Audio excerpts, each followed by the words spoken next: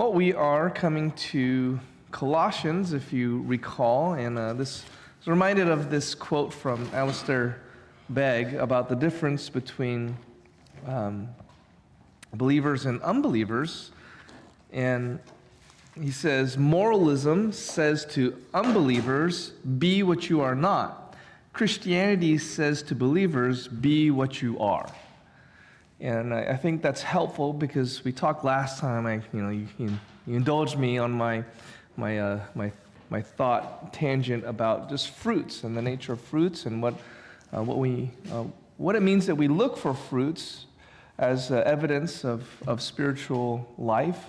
It's not ultimately determinative, only because sometimes you can fake fruits. I love the analogy that Paul Tripp makes. He's talking about parenting, but it's valuable for any believer at any age. But he cautions parents with encouraging children to staple apples to their tree. In other words, to just put on fruits, to have external evidences of faith and obedience, but really it's like a fruit that you've stapled out. I want this to be an apple tree, so I went to the store, grabbed a bunch of apples, and I just stapled them, to this nondescript tree. Oh, it's an apple tree. But that's what a lot of legalism is it's forcing to be, tell people to be something that they are not. But the life of Christianity and the life of faith is really the call to be what you are. You're a child of God. So of course we call each other to holiness, and we hold each other accountable, and we love each other and support each other in the pursuit of each other being what we truly are, which is saved, made in the image of God, filled with the Holy Spirit,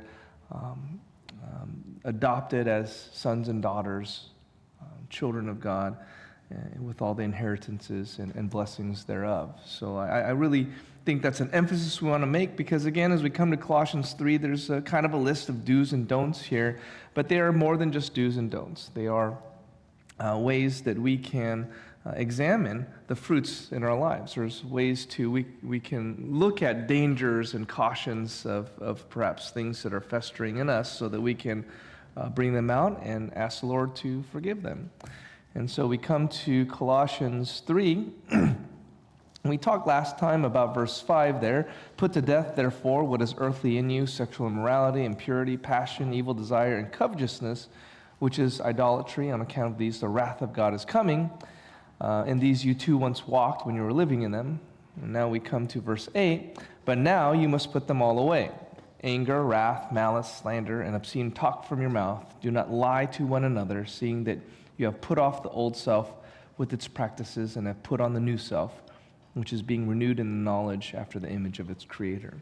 So the imagery of putting off and putting on is like clothing.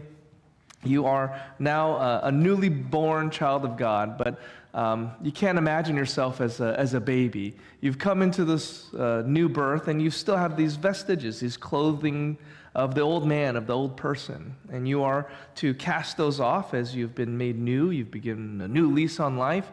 And you're to take off those clothes. And maybe a better analogy is imagining you've been imprisoned, and now you've been exonerated, freed, you've been declared innocent, and you walk out, but you still got those prison clothes on. Well, what's one of the first things you're going to do? Like, I don't want this stuff that harkens back to that life I don't want to turn my back on. I want to take that off, and I'm going to want to put on new clothes. And so it is with the Christian life. There are things that are evidences of that old life. We want to take those off, and then want to put on the things that pertain to the new life we have. That'll be in verse 12. But let's look at this list in verse 8. Anger, wrath, malice, slander, obscene talk, and we'll say lying, because it says, do not lie to one another, seeing that you've put off the old self with its practices. The first one on the list is anger. I said wrath because the word for anger there is orge, and it is the same word that's there in verse 6, on account of these, the wrath of God is coming. So it's the same word. Now you think, wait a second. You have wrath in verse 8. Put these all away, anger, wrath, malice. So why is that wrath translated wrath, and the wrath before not translated something else? Do you get the confusion there? So orge is anger in verse 8. and translated wrath of God in verse 6. But in verse 8, you also have wrath, and that's actually the Greek word thumos. Orge and thumos. But in verse 6, it doesn't say, "On account of these, the anger of God is coming." But that would be a valid translation because it just has to do with some of the semantics of English, to be honest with you.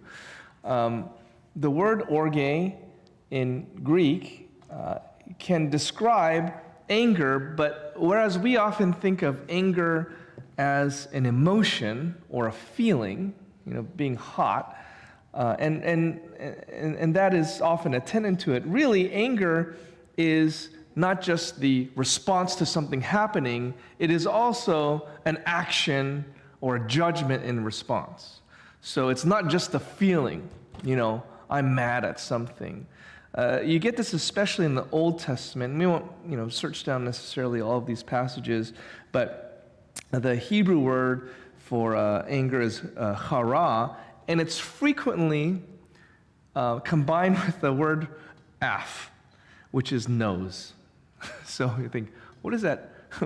Why does that have to do? Anger and nose. Well, it's because when you get angry, you flare your nostrils a bit when you're really mad. It's that idea. So it actually has to do with the nostrils flaring when you're really angry. Now, I don't know, that's probably more true of some people than others, that your nose reflects that. But the Hebrews, they just had a very kind of picturesque way of describing these things. So the anger of God, literally in Exodus 4:14, when God is angry with Moses, because if you remember, we can just turn there. This is one of the first verses describing the anger of God at someone or something. Exodus 4:14, it's a burning bush. God's told Moses, "You're my guy. You're going to go into Egypt and you're going to free my people." And what does Moses say? "Sure, Lord, whatever you say." No. He says, verse 13, "But he," Moses, said, "Oh, my Lord, please send someone else." It says, then the anger of Yahweh was kindled against Moses. So that whole phrase, like the anger of Yahweh was kindled against Moses, he was angry of the nostrils, okay? It's a picture almost of God's face. He's spirit, doesn't have face, but his nostrils would be flaring. He'd be, he has a response to Moses' direct defiance and rebellion. And one of the hallmarks of God's anger is chara in the Old Testament is he doesn't just sit there and get angry. He always responds with some kind of act of judgment or consequence. So that's why you have that statement in Colossians where anger and wrath are separate things, but orge is translated, "the wrath of God is coming." What we mean by that is that his settled judgment against sin and his hatred towards sin is coming. So it is a response where there is some kind of consequence or judgment. Thumos, wrath, which we'll see next, that is more like those flashing responses of anger, a fit of anger, you might say. That's more like wrath, where it's more passionate. So even in legal terms, you can have like crimes of passion.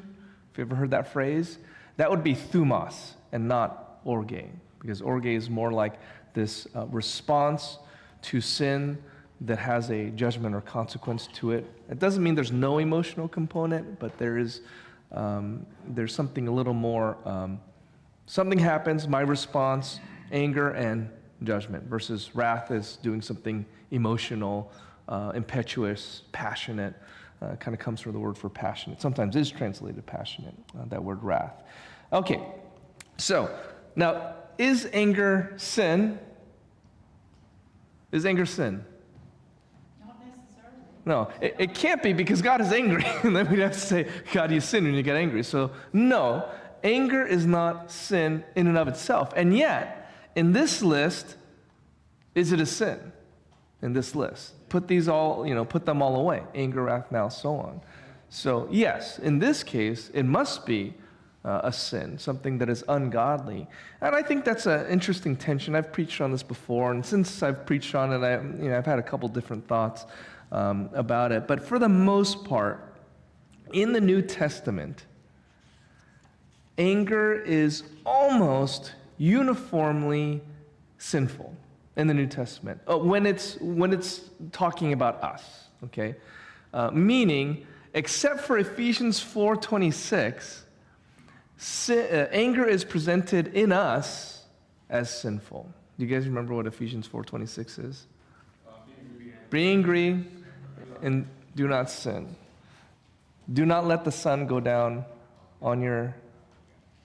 Don't let the sun go down on your anger, lest you give Satan an opportunity. Right. So it's a very interesting passage. We're not going to necessarily unpack it. Because some do look at it like this is talking about have a righteous anger, like say Moses did, or other prophets had anger. But in the context of Ephesians 4, even verse 26, it's probably not telling you actually to be angry because let's go to it really fast. I think this is a good subject. I think it's probably the most maybe relevant one for us because we get angry. At least I do. So in Ephesians 4:26 or 4:25, and this whole thing is the same context of putting off and putting on. Putting off the old man, putting on the new is verse 23 or 22, 23, 24. And then 25, therefore, having put away falsehood, a sin, right? Let each one of you speak the truth with his neighbor. Here's the positive thing. So the put off thing is the falsehood. The put on thing is speak truth with his neighbor. For we are members of one another. A reason why. So put off, put on, here's why. Put off, put on, here's why. So put off falsehood, put on speaking the truth, because we are neighbors of one another. Look at verse 28. Let the thief no longer steal. Put off stealing, but rather let him labor. Put on hard work, so that he may have something to share with anyone need. Because you want to have something to give. So put off, put on, here's a reason why. Okay? Now in between that is this one about anger. Be angry and do not sin.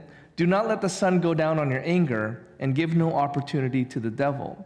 Now it would be kind of weird if it was a put on, kind of a put on, and here's why. I still think it's the pattern. In other words, put off, put on, here's why.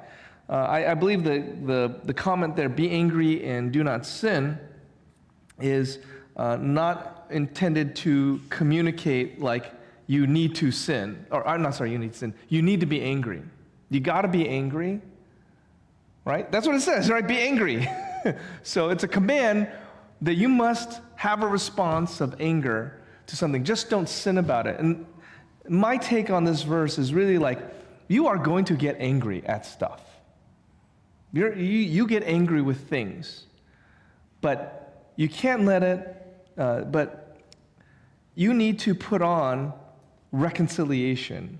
Don't let the sun go down on your anger. You're going to get angry. And I think it's sinful because in verse 31, he will say, let all bitterness and wrath and anger and clamor and slander be put away from you. So just a few verses later, he's going to say, get that anger away. It seems very, very double-minded to be saying, put on anger, don't put on anger, put on anger. I think it's just, don't be angry. But when you do, and if it happens, even I guess if it's a righteous anger, you need to settle it before the sun goes down. That's why I think it's a little confusing to think of it of like be righteously angry, because why does it have a time limit on it? If I'm righteously angry with someone, right, then shouldn't it just burn? It's righteous. Church, a lot of people add to that verse something that I don't think is there. Mm-hmm. The attitude of, if I'm angry, I need to go reconcile with Steve. Mm-hmm. Because it's not there. When it says, don't let the sun go down on your anger, Mm-hmm. I think that point is resolve the relationship with God the Father. Right. I mean, confess your sin and move on. Right. Yeah. Right. That's Now you're ready to reconcile. Sure. Yeah. And I think that is a fair take. And I do think also then it's still like the way we want to look at anger here. Still, like I said, there's only one passage in the New Testament that makes it sound like we possess any kind of righteous anger, and it's this one. But it does not say righteous anger. And I think you can interpret this as anger is not a good thing. And you need to resolve it, quickly, like the way you suggested. Or Or the assessment that anger it's a fact in your life. It's going to happen in your life. Yeah. Oh yeah. Oh yeah. And why? Because you don't want to give the devil an opportunity to work in an angry heart. You can't change the other person's anger. No. You have to Right. You have to revamp yourself. Right. John 1:9 yourself. Right. You can't control the other person.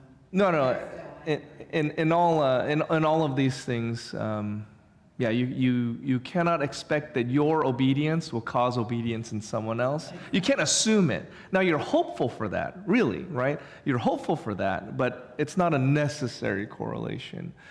So either however they respond to it, well, you've done what's right in your conscience before the Lord. I remember when you talked about Yeah. that, and very, very thought-provoking, because it's so easy for us to say, well, I have this righteous anger, and that is just so dangerous because of what you cited here. The overwhelming references are, anger is a sin, anger is not a good thing. No. And if we try to convince ourselves, I guess there's a time when there is such a thing, but boy, it's just a powder keg. We really need to. Yeah. Since then, I went back to the Old Testament, and I did find more instances, say, of prophets and things being angry. But for one thing, the text doesn't necessarily give a commentary on whether it was good or bad. So even if you see that, you don't necessarily assume they responded the right way, that the anger was good. It's frequently, actually, when we're doing the studies with Pastor Chris, he would often say that the text doesn't always give an immediate commendation or condemnation of an activity, say even having multiple wives. It's very rare that the Bible says some explicit thing right after that this was bad or wrong, but it's oftentimes the consequences bore out whether what the person did or felt was right or wrong. And in instances, say, where Moses was very angry with people, I would say it was rarely,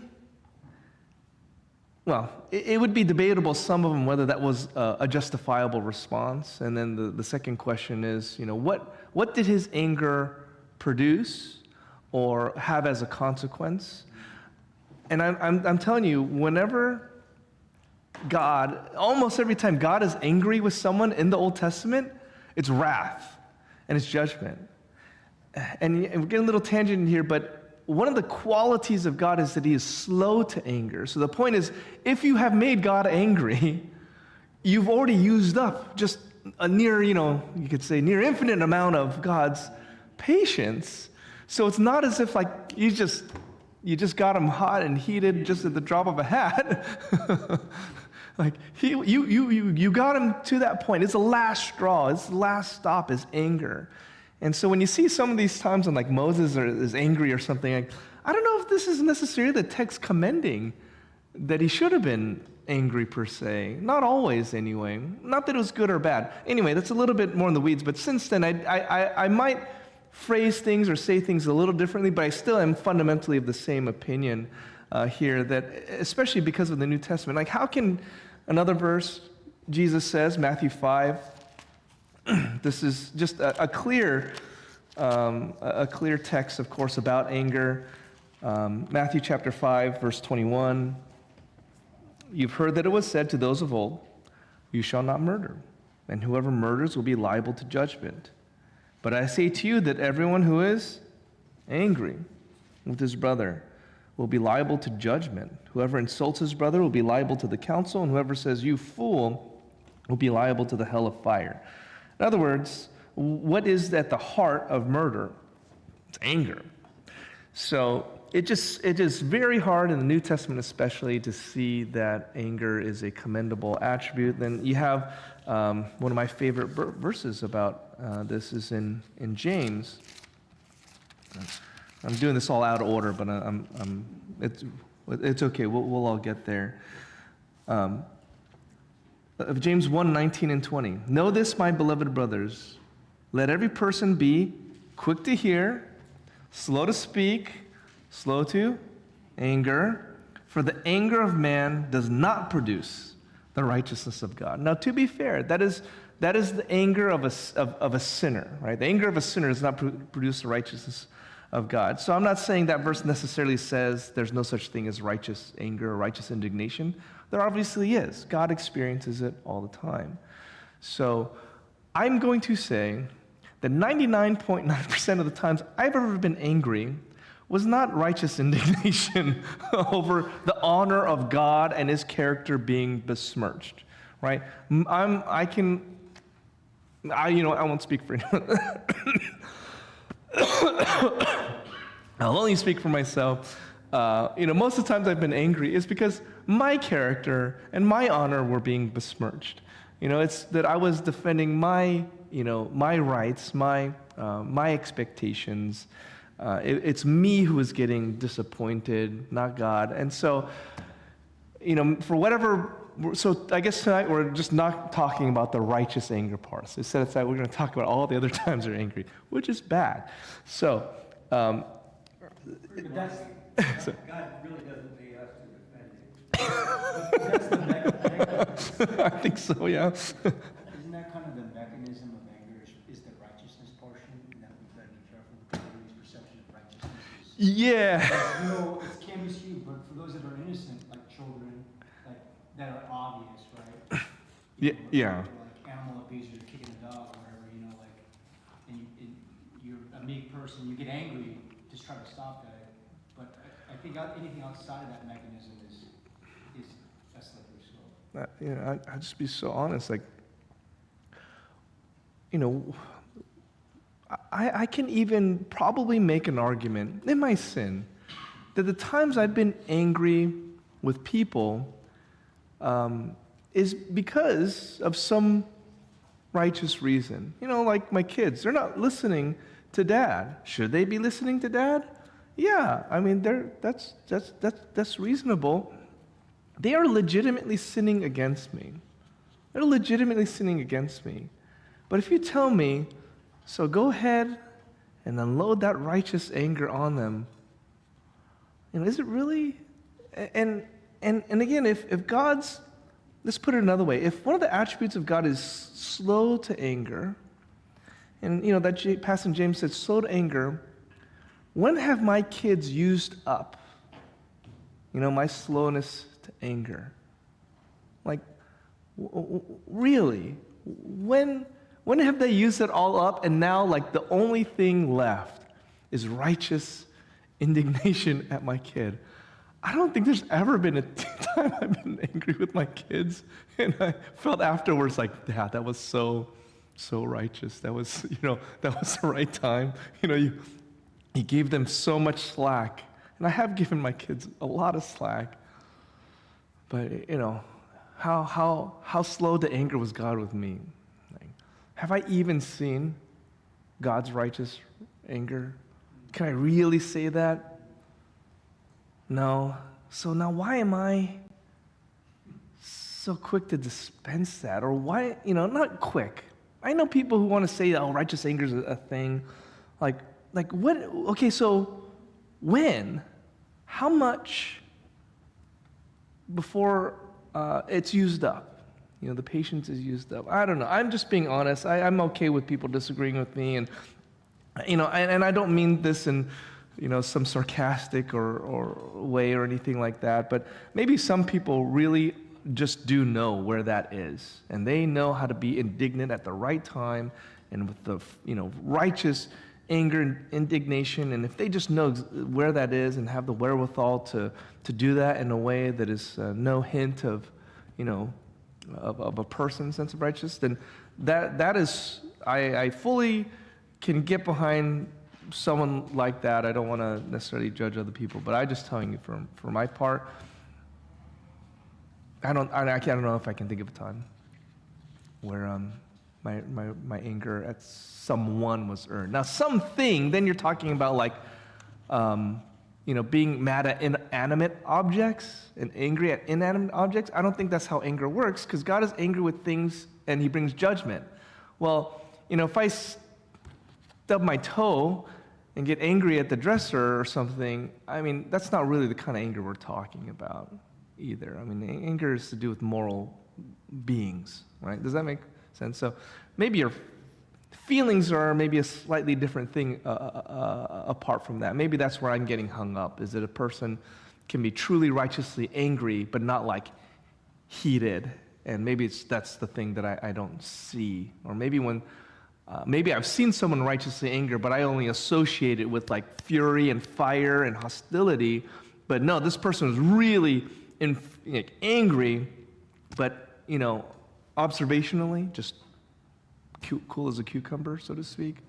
Maybe. I don't know. I'm going on about it. I don't need to, so I'm sorry. So, yeah, Victor. If you defend righteous anger, how do you, first, you figure out, are you righteous? If you're going to take literally the Bible word for word, Romans 3:10, you got the verse, not the phrase, none is righteous, no, not one. So you can't define it. See, based on this verse, no one's righteous, so no one's going to have righteous anger. Yes or no? Like, if you take it literally what everything says, you can't even claim that you're righteous. No. So righteous anger is almost a misnomer, as like an oxymoron. It's like just get out of your vocabulary and your anger as righteous anger, right? It just, I don't, maybe another way to put it, I don't trust my own sense of my righteousness. You know what I mean? It begs the question, is there an example in the Bible of when somebody other than God was righteous, right? At a situation or at a person. Right, and that's where you have some references, again, you'd have to look at them all, of some of the prophets expressing anger, and it's like, the people are, for example, Moses in Numbers, I think it's number 16, he's angry with the people, and I think this is maybe the Korah's rebellion passage. Yes. And let me see if I can. I was just looking at this, and if you remember, there was a son of a Levite. So he's a Levite. He number 16.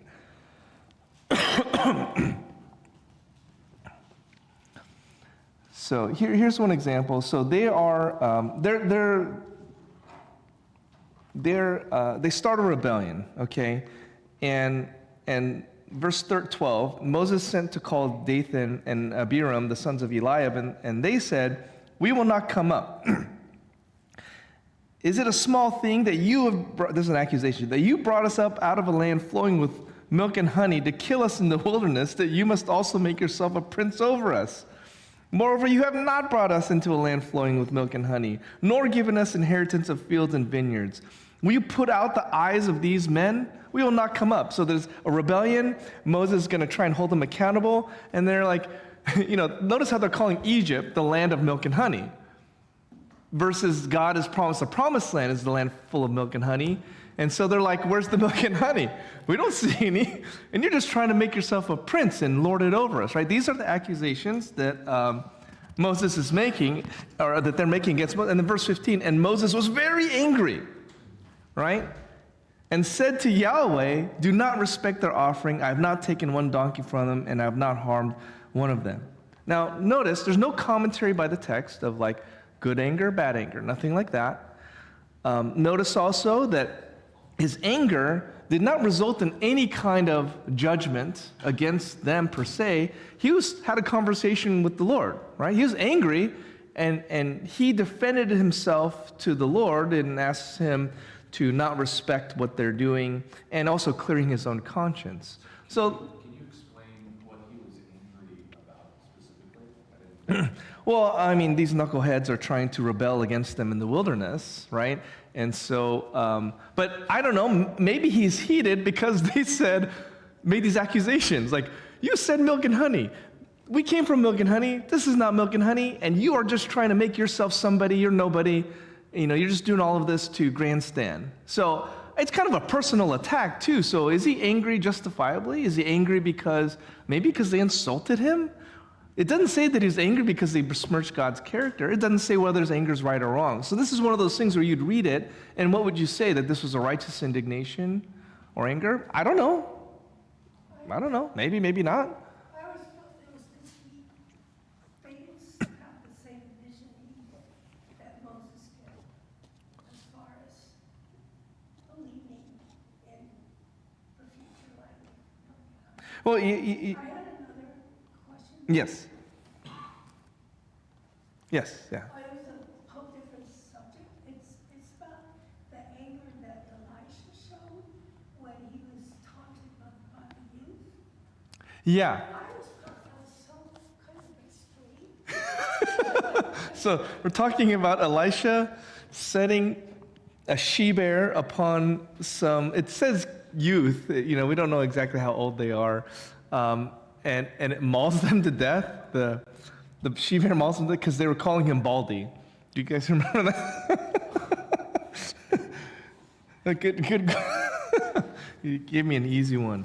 No, so there's potentially a lot of things going on there. One of them is when we say youths, we typically view youths as just not morally responsible until they're like 25. Can't even rent a car until you're 25.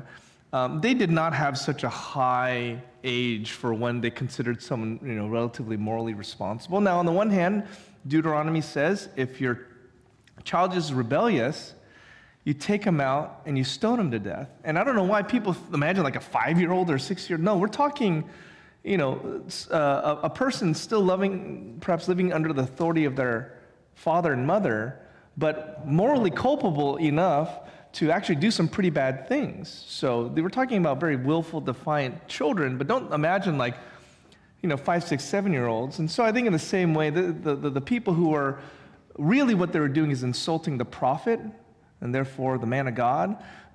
God knows their hearts, and maybe the prophet did too, that this was not mere taunting. This isn't just kids doing wheelies down the street with their e-bikes, is what Bing would say, and sit those she-bears on those punks. No, this is not that. This is something more serious. So. One thing we want to keep in mind as we review, particularly the Old Testament, the Bible reports the facts as they were. Yeah. In many cases, there's no particular judgment, as you pointed out, you see consequences. If the scriptures reporting the facts as they were, and he's describing something it's describing something a human being did, the point was made a minute ago, it's none righteous. Mm-hmm. Only the facts about Jesus Christ reflect the righteousness of God. Really, if we get down to it. We can't even make a moral judgment a lot of times by the facts that we read. Should we have 100 wives or 700 concubines? Yeah. You tell me. Yeah, there's what we call sometimes what's descriptive and what's prescriptive. What's descriptive is just telling it like it is, but you need to be able to distinguish that from what's prescriptive. Do this, don't do that. I'm sorry. I think it's interesting that you're debating, right? It's not clear what righteousness is as far as where anger is justified, and the fact that we're debating that is interesting. And then it does allude to the fact that God knows our sinful nature and that anger is a part of who we are.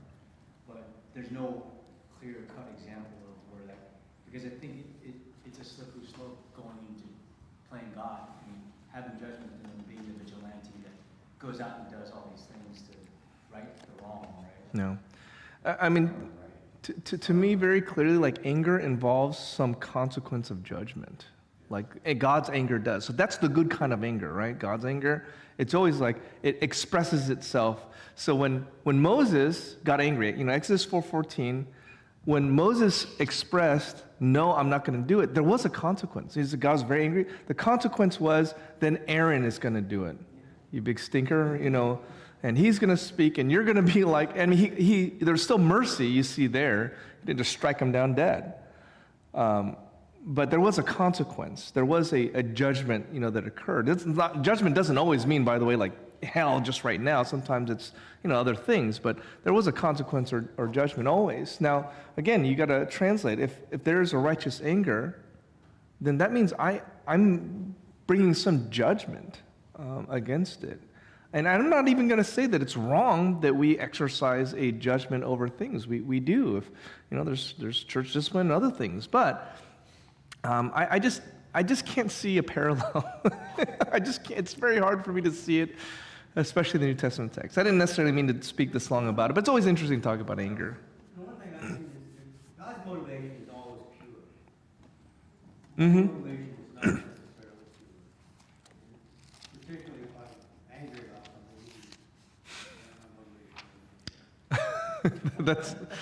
I'll be back tomorrow. I point to my witness. Don't make me culpable in your I think the best thing to say is everybody has an old sin nature, and you're going to manifest it, whether it's that area or this area. We all have areas of weakness and areas of strength in our old sin nature. And some of it's based on how God created us, some of it's based on personality. There's just people that are just sweet. They may be believers or they may not be believers, but they're just, I've met a few people like that in life where they're just sweet as molasses, and they may not even be believers, but they just have that personality. You just got to fight them. Nothing, yeah. I've met people like that, but you press the right button. Well, I've we all seen. have different areas. Yeah. Anger Oh, for yeah. you, Yeah. maybe jealousies for me, or, It is. something else. It is a funny thing because All the mental attitude sins are, we all do every day. it gets so often associated with an emotion. That's, I think, some of the problem. But of course, I've met very angry people that are cool. They are really cool as a cucumber. You wouldn't know it, but you are on their bad list. And there's hot anger and there's cold anger. Deceiving act. Yeah, there's a kind that you don't really see it, but This one man, when we were with Bob and back at UCI, and he was trying to be so nice, and then I mentioned something about this school his daughter was going to, that it wasn't Christian. Oh, you should have seen it. I'm thinking, oh my God. there's that one atheist kid that I thought I was having a good conversation with him, and we're talking, we're sitting there, and all of a sudden, he just turned on a dime, and then was so angry and hostile. And I thought we're having, I thought we're simpatico here, but all of a sudden, just this anger came out, and so people can seem very, very chill, and then you just don't know, guys. I don't know. Some people have ingested bitterness, and Sure. it comes out. So. Bitterness they have, it's like. So I think we all kind of know what we're talking about here, and we are agreeing on it. So we need to put it off. It's one of those things we put off. Every bad list in the New Testament has anger on it. You go to 2 Corinthians 12:20, Galatians 5:19 and 21, here in Colossians and Ephesians, 1 Timothy 2:8. It's always on the naughty list, okay? And it is always on the naughty list. So, okay, how do we then, it's okay just to even talk about this subject, because I'm convicted. Just talking about it, I feel convicted about this, by the way. So I even know, I need to not get angry with things and people. And how can we, as Bible-believing Christians, and as the body of Christ, even here, how can we encourage each other?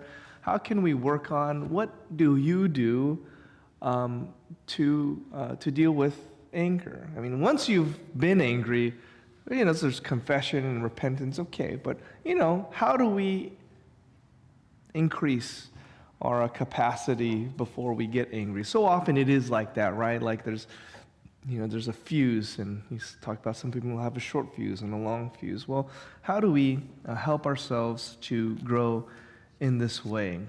Does anyone want to offer some help, or if anyone has dealt with this issue and made some progress or overcoming? How do you deal with anger? Get a punching bag. A literal one, or you use someone else as a punching bag? No, I actually think since so often anger is associated with a physiological response, that it may not be a bad idea to, if you find yourself getting angry, step back, take a walk, maybe go to the gym, maybe try and Catherine's always telling the kids, if you get really angry or frustrated, this happens with kids, and you just don't know, just get your pillow, scream, and maybe that's just, you got to get it out sometime, some way, and of course for kids, just not feeling a lot of different ways, a lot of different things. Maybe that's the best they can do. But I think there's a physiological aspect to it, and even to stepping away from a bad situation or one that is going to be hostile. So that's not a bad response to that. What are some other ways that we can deal with anger in godly ways? Yeah. Overused, but being in the Word and being, I've been to a lot of therapy of which centered around anger management. And when you read the Bible, there's something that amazing happens that you get context. But you're not the only one. And then you see these reasons why the demise of people that go down the road of whatever righteous anger or why you're angry, like you got slighted, you got cheated, and then you read the Bible and you see how insidious all these people endured, and then you read, Job about Job. It puts it in context, and then it also gives you a prescription of like how to handle it. Come to me, give it to me, and it's healed me tremendously as far as anger. I don't do this enough. I don't even breathe. I don't breathe. That's why You don't what? I don't breathe. I don't take a breath. Oh, you don't breathe when you're angry. You don't agree? I don't breathe, no. I don't talk. I don't breathe when I talk. So you pass out when you're really angry? I just don't want to, literally inhale and exhale ever. Just doing it long. Just to breathe, yeah. Stop breathing. No, just like, You hold your breath.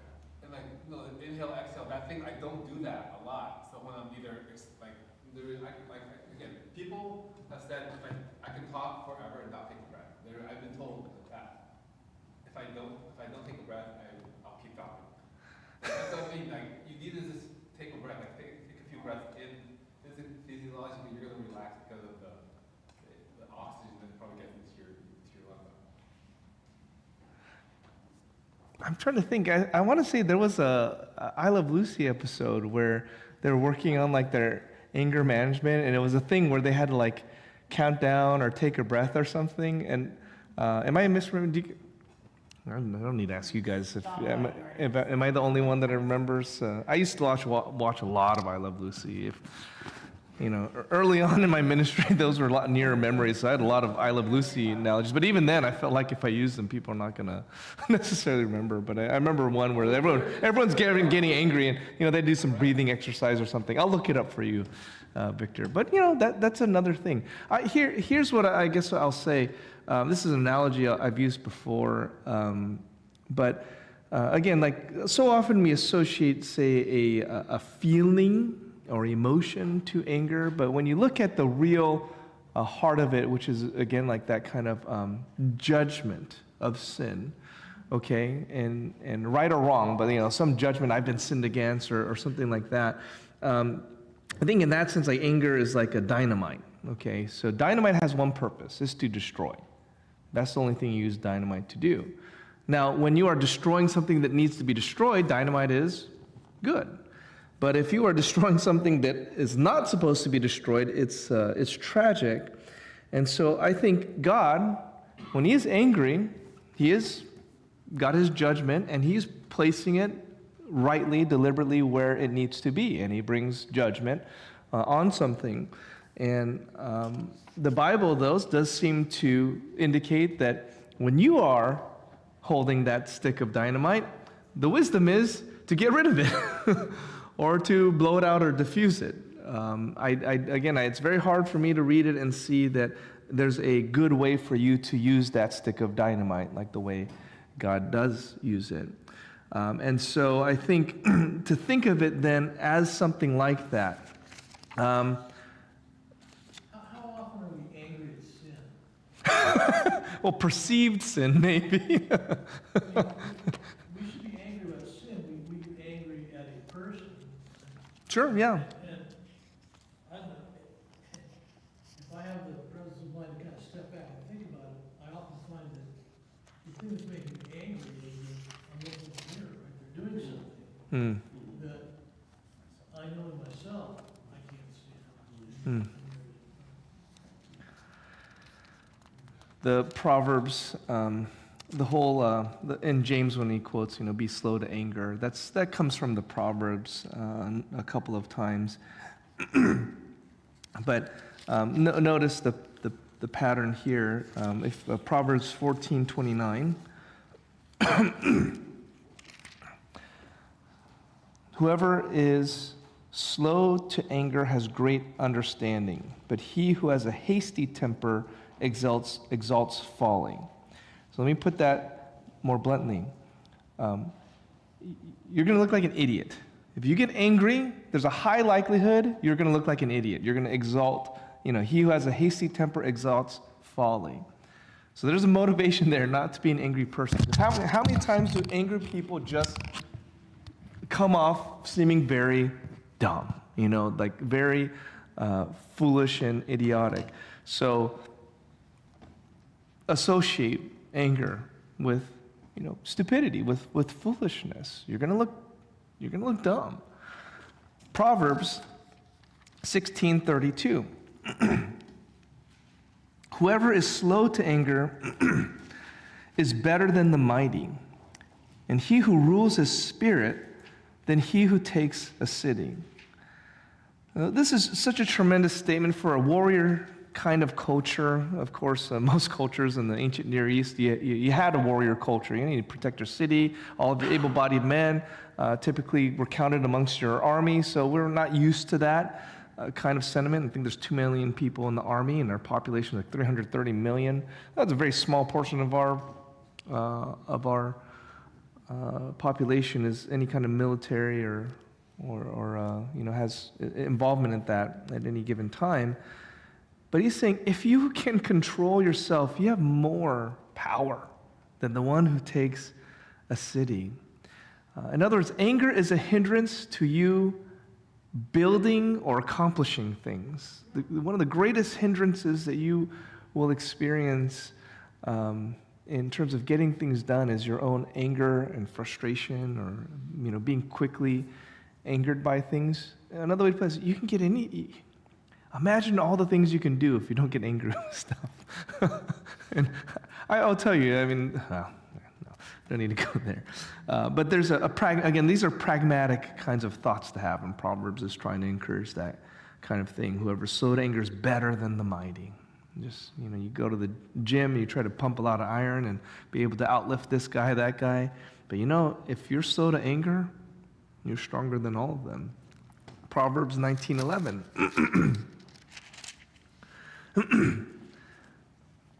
Good sense makes one slow to anger, and it is his glory to overlook an offense. Okay, so you think, what are so many times we get angry? Because we're offended by something someone did or said to us. Well, maybe one of the ways that you can be slower to anger is if you just don't assume the worst when people do something that seems offensive. And someone in other words, someone cuts you off on the freeway, and your just immediate thought is, no, maybe not you holy people, but, it's like, this jerk and blah, blah, blah, and you immediately judge them. They're a terrible person. They're, they deserve the worst, all these things. But, maybe that person is rushing someone to the hospital. Maybe they're on their way because their kid is being watched by someone, and, and it's time to pick them up, and you're running late. It's just, you can overlook. And if this does not mean overlook, I don't think this means like give a pass to sin. I don't think that's what this is trying to say. Like, just let sinners get away with it. Don't care about it. I think this is like, just you don't have to be mad at everything that some other people do to you, even if it was ill-intended. Even if that guy did cut you off just to be a big jerk. Like, you don't have to be offended by that. God will judge. You're never going to see that person again, likely. You don't You don't have to be angry and let that ruin your day. It's glory to overlook that kind of offense. Again, we want to be careful not saying that. Usually they're having a bad day. Yeah. They have bills, years. Or they're in a rush. It could be like, well, what if, you know, like that person was already mad before you ever encountered them. But you have a saying like that, like, what did I do to make your day bad? And you never had encountered them all day. They were mad when you walked Yeah. Sometimes people the room. can be so angry and Yeah, they were already mad before you were into the scene. or misunderstand the situation that was with the person wasn't doing what they think was happening.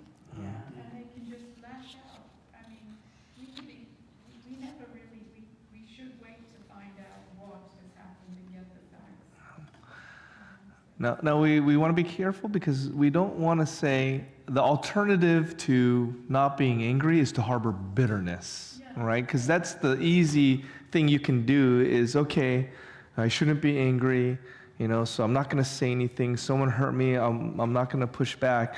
But then what ends up happening is you end up fostering bitterness, which is a different kind of sin. So this is not that ditch either. Now, Bill, you're going to comment here. I want to get back to the question you asked. Yeah.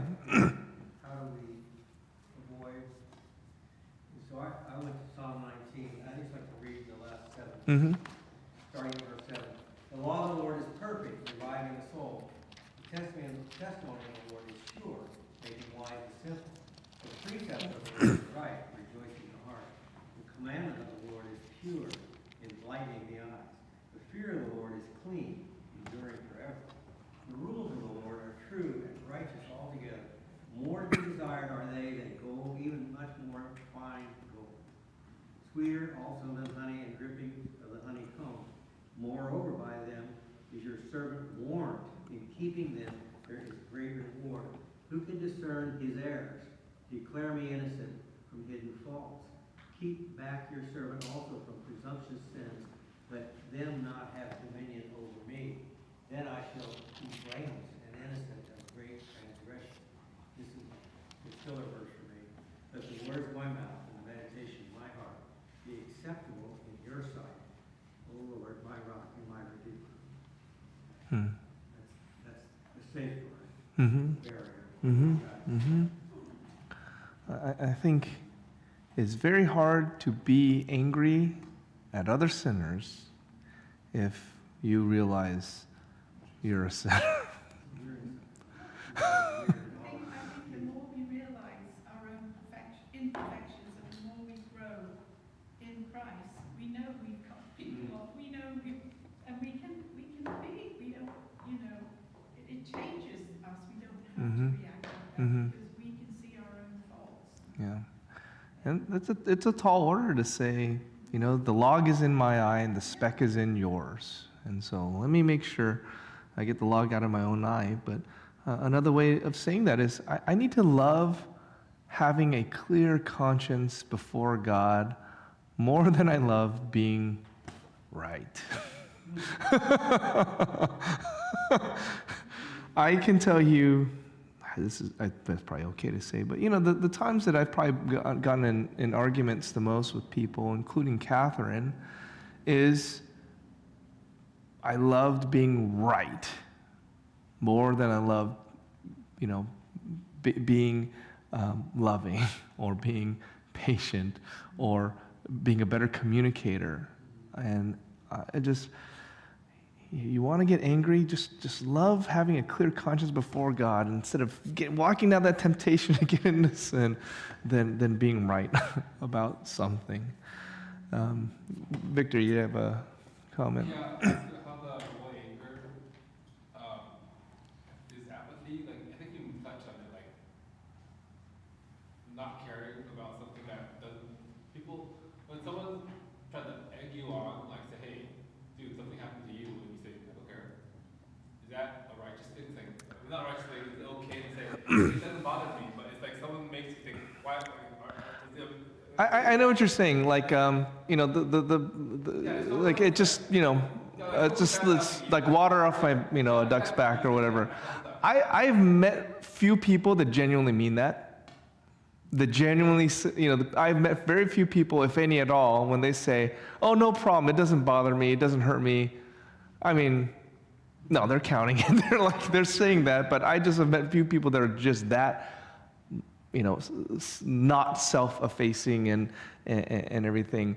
I think better than that, because that, like apathy, like the Bible just nowhere commends something like apathy or carelessness. I think really the right attitude is to take things the right way actively. So rather than say, you're saying all these mean things to me, and you know what, I'm just going to slough it off, I don't care, I'm going to act like it doesn't bother me.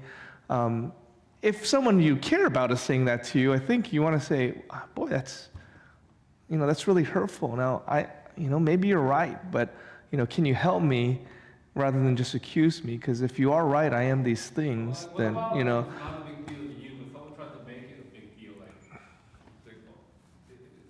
I'm okay with that, I'm totally cool, it doesn't bother me, but it's where you're like all the times I talk to you about stuff. Just kidding. Sort of kidding. It's like someone's trying to force you to care. Yeah. You need to be as angry as I am, yeah. Yeah.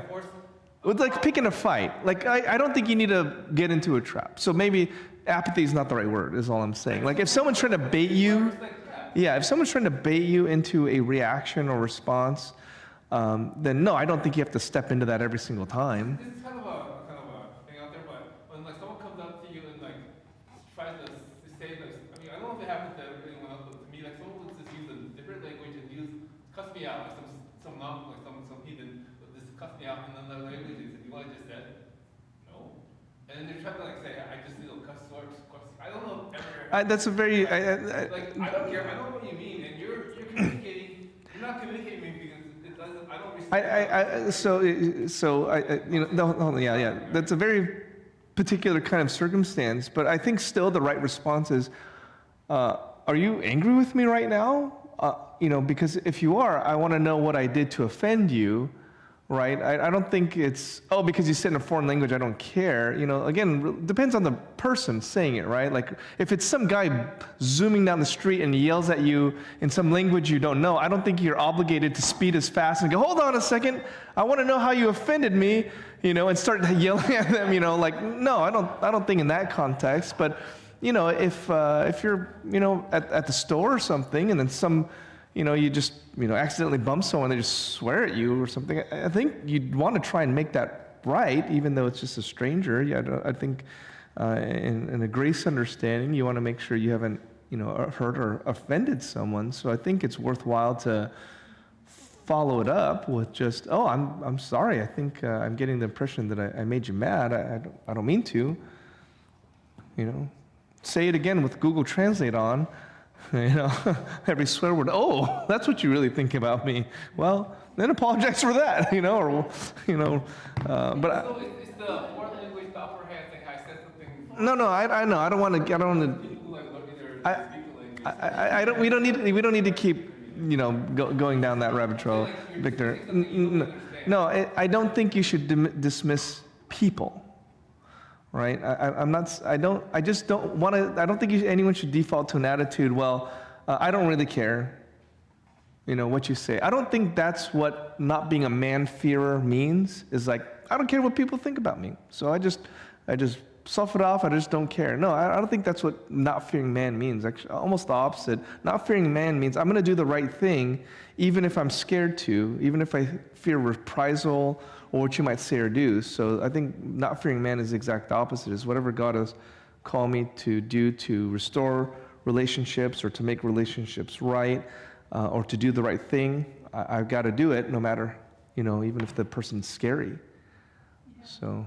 I remember, I think I was maybe a young teenager, and it was a blowy day, and there were daffodils that had come, they weren't on the stem, and I picked them up because they were, and I was walking towards the house, and this lady started raging at me, thinking that I had picked them, and I never forgot that, and she was, this was a rage beyond a rage. Mm-hmm. And I couldn't even connect to her that they were already, had been, the wind had broken them off. And it's funny how she could have said to me how